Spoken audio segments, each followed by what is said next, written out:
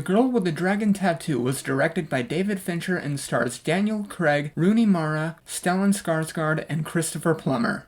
Oh, yes, you are, Captain. Fräulein. Yes, that's right. That guy.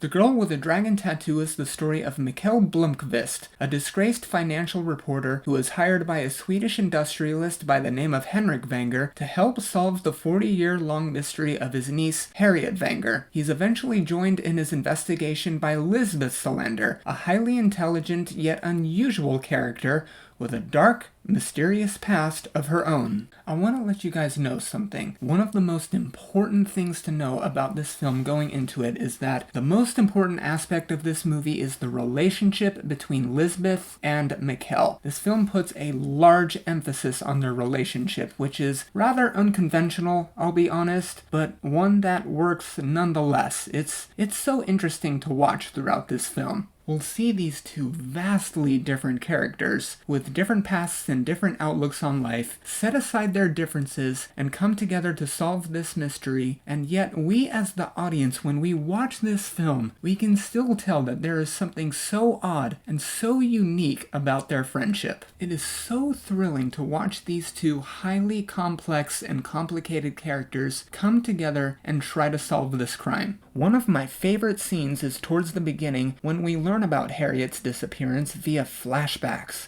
When I watch these flashbacks, I can't help but feel as if I'm watching someone's dream, someone's nightmare. These scenes have such a dream-like aura to them, making it all the more sad and heartbreaking to learn about what happened to Harriet. I have to talk about the acting performances of Daniel Craig and Rooney Mara in this film. Daniel Craig is so freaking excellent in this movie that whenever I see him in a scene, I don't see James Bond.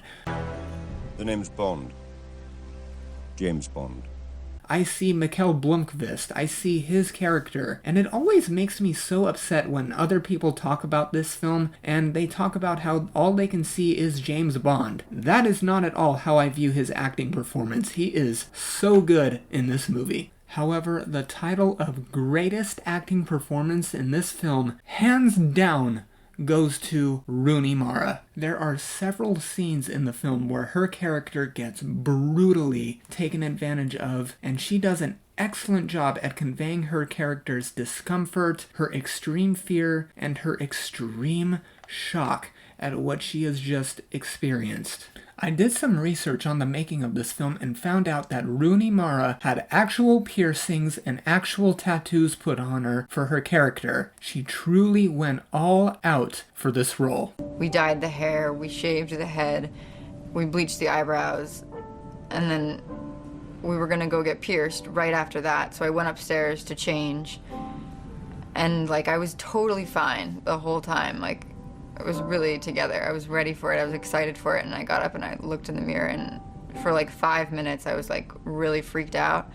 And then I gave myself 5 minutes, and then I was really fine with it. And, after phase 1 in Sweden, when they put my eyebrows back on, I was bleach them back, bleach them back. I was freaked out seeing myself with eyebrows, because this is sort of how I see myself now. I would imagine Rooney herself was uncomfortable to the point of insanity during the shooting of some of those scenes, and man, it pays off so much. She did an extraordinary job. The cinematography in this film is also so beautiful and stunning to look at that when you do look at these beautiful visuals, you can't help but feel as if this beautiful place, this beautiful location, despite how gorgeous it looks, has a very dark and mysterious past. I want to talk about something regarding this film that quite frankly has me so upset as a film lover and as someone who wants to see artists' visions truly realized, and that is the fact that David Fincher was going to create 2 sequels to this film, but never got the opportunity. You see, the box office performance of this film was not very good, and due to that, Columbia Pictures decided to not greenlight a sequel. The film was initially intended to be the first part of a trilogy, with Fincher directing the sequels, The Girl Who Played with Fire and The Girl Who Kicked the Hornet's Nest back to back, Steven Zaillian returning to write the screenplays, and the all-star cast coming back to reprise their roles. Unfortunately, those plans fell apart. We will never see Fincher's complete vision for Lisbeth Salander's story arc. I would have loved to have been able to see Lisbeth Salander's character arc completed. At the end of this film, it feels so incomplete, as if David Fincher was planning on making a couple of sequels. But sadly, it looks like that's never going to come to fruition, and I really wish it did. Guys, The Girl with the Dragon Tattoo is so much fun and so enthralling to watch. I'm gonna give it an A-. Thank you all so much for watching my video today. If you liked what you saw here, please consider leaving a like, leaving a comment, hitting the subscribe button, hitting the bell notification icon so you know when yours truly uploads, and as always, you can look forward to another movie review coming from yours truly very soon. Thank you all so much.